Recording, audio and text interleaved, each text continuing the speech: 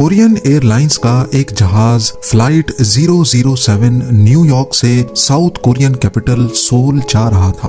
मौसम बिल्कुल साफ था और पायलट को किसी किस्म की भी दुश्वारी का सामना नहीं था। लेकिन इन सब चीजों के बावजूद भी ये जहाज क्रैश हुआ, और वो भी सिर्फ इस वजह से क्योंकि उसके पास वो चीज नहीं थी जो आज हम सबकी पॉकेट में पड़ी रहती है। जी हाँ, हुआ कुछ यूं था कि सोल पे लैंड करने से पहले जहाज को अलास्का के शहर एंकरेज भी जाना था। ये बात हो रही है 1983 की, जब अमेरिका और सोवियत के दरमियान कोल्ड वॉर चल रही थी। इस जंग को लेकर दोनों ताकतें एक दूसरे के खिलाफ बहुत ही ज्यादा अलर्ट थी। अगर आप मैप पे देखें तो ये है एंकरेज और यहाँ पर है सोल।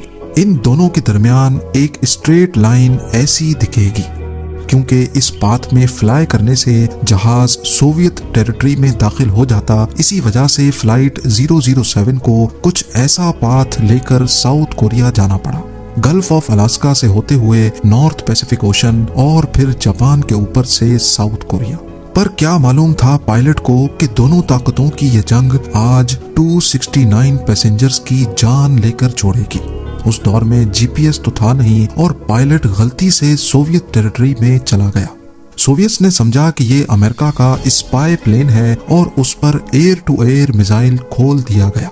कुछ ही लम्हे बाद प्लेन सोवियत कंट्रोल्ड मोनिरॉन आइलैंड के करीब समंदर में जा गिरा।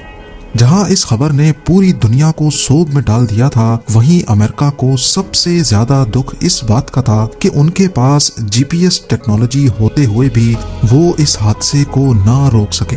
जी हाँ, उस वक्त जीपीएस सिर्फ अमेरिकन मिलिट्री का एक टूल हुआ करता था। पर इस वाक़े के बाद ही 16 सितंबर 1983 को अमेरिकन प्रेसिडेंट रोनाल्ड रेगन ने जीपीएस को सिविलियन यूज के लिए खोलने का ऐलान कर दिया, और वो भी बिल्कुल फ्री। नाजरीन, पहले इंसान आसमान में तारों को देखकर सफर किया करते थे और अपनी पोजीशन का एक अंदाजा लगा पाते थे, और आज हम अपनी पोजीशन देखने के लिए तारों का तो नहीं लेकिन आसमान में घूमने वाली सैटेलाइट्स का इस्तेमाल जरूर करते हैं।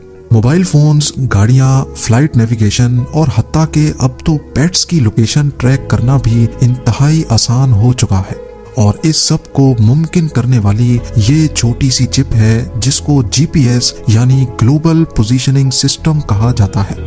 चाहे रेगिस्तान में हो, समंदर में या फिर किसी जंगल के बीचों बीच, ये छोटा सा टूल हमें हमारी पिन पॉइंट लोकेशन आखिर बताता कैसे है। इतनी इम्पोर्टेंट सर्विस जिसके बगैर आज दुनिया का निजाम इधर से उधर हो सकता है, वो भला हमें फ्री में क्यों मिलती है।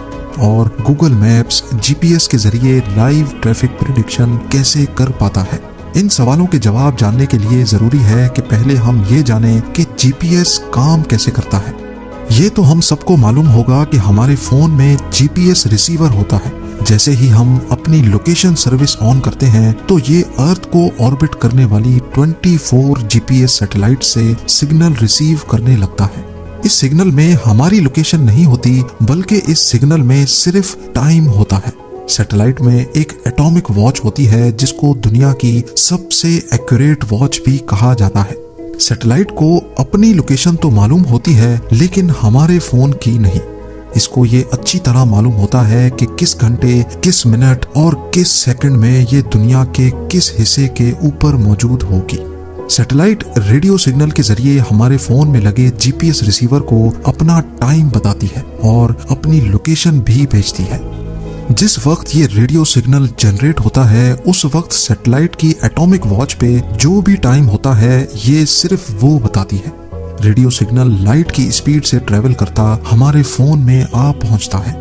लेकिन सवाल ये है कि सैटेलाइट का टाइम और उसकी लोकेशन मालूम पड़ जाने से हमें हमारी लोकेशन कैसे मालूम पड़ती है। फर्ज कर लें आप पेरिस के आईफल टावर के पास खड़े हैं और सैटेलाइट स्विट्जरलैंड के ऊपर है। बेशक लाइट की स्पीड बहुत फास्ट है, लेकिन इस इतने बड़े फासले को कवर करने के लिए सिग्नल को आप तक पहुंचने में थोड़ा सा टाइम तो बेशक लगेगा।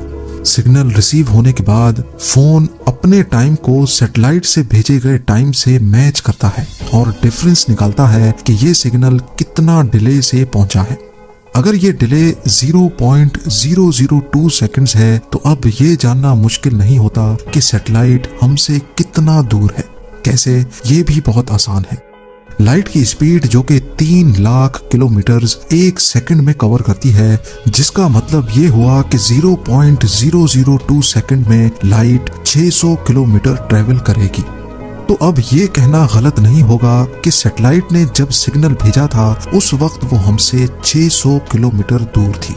हमारा फोन सैटेलाइट की लोकेशन स्विट्जरलैंड से 600 किलोमीटर के रेडियस में एक सर्कल ड्रॉ करता है। इससे फोन को इतना तो मालूम पड़ जाता है कि वो इस सर्कल के किसी ना किसी बॉर्डर पे, किसी ना किसी कोने पे मौजूद है।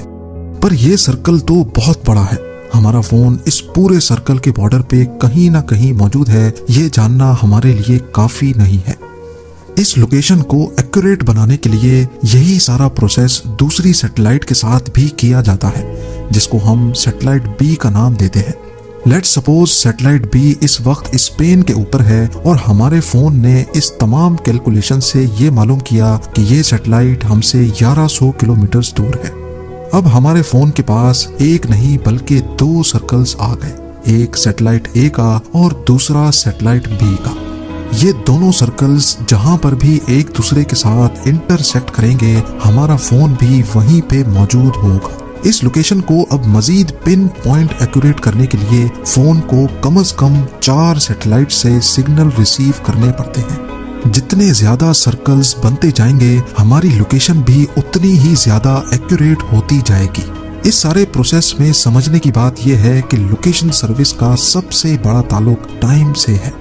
अगर तो रिसीवर यानी हमारे फोन का टाइम 1 सेकंड भी गलत होगा तो लोकेशन में हजारों किलोमीटर्स का डिफरेंस आ जाएगा। इस मसले से निपटने के लिए जैसे जैसे टेक्नोलॉजी बढ़ती जा रही है, वैसे वैसे जीपीएस चिप्स भी जदीद होती जा रही है। आजकल कई जीपीएस डिवाइसेस में बिल्ट इन बैटरीज दी जा रही हैं और उनके अंदर अपनी क्लॉक मौजूद होती है।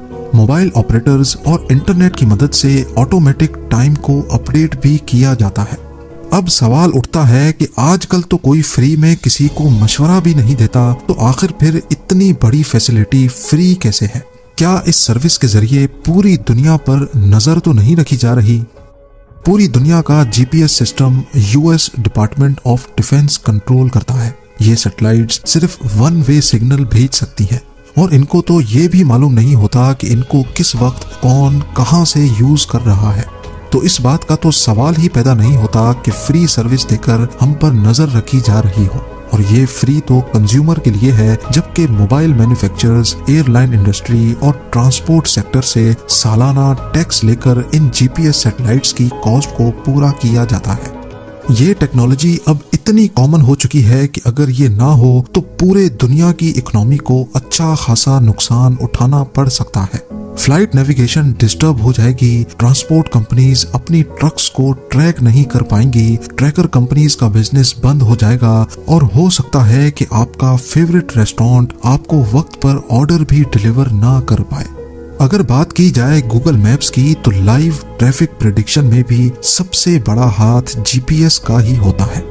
अगर हमारे फोन का जीपीएस ऑन होगा तो गूगल मैप्स हर थोड़े वक्त के बाद हमारी लोकेशन अपने सर्वर पे अपडेट करता है। इससे गूगल के एआई बॉट को मालूम पड़ जाता है कि पॉइंट ए से पॉइंट बी तक पहुंचने के दरमियान हमने कहीं स्टॉप किया कि नहीं और हमारी स्पीड कितनी थी। यही इंफॉर्मेशन गूगल उसी रोड पर मौजूद दूसरे मोबाइल यूजर से भी लेता है और फिर इन तमाम इंफॉर्मेशन की बेसिस पे प्रिडिक्शन की जाती है कि आया रोड पर एवरेज स्पीड क्या है, ये रोड दिन के कौन से टाइम पे ज्यादा जैम होता है और किस वक्त यहाँ आसानी से गुजरा जा सकता है। ये सारी इंफॉर्मेशन हजारों मोबाइल यूजर्स की लोकेशन लेने के बाद ही प्रिडिक्ट की जा सकती है।